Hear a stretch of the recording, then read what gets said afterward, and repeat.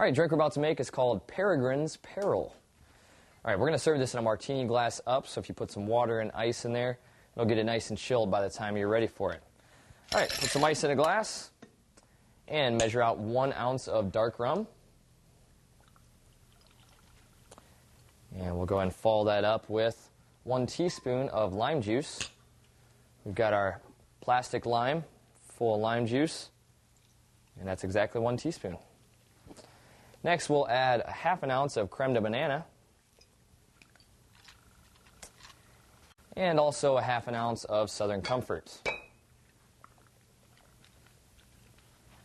And finally, we'll add 1 teaspoon of lemon juice.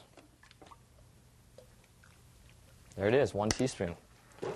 Now let's give this a shake. Get it nice and cold.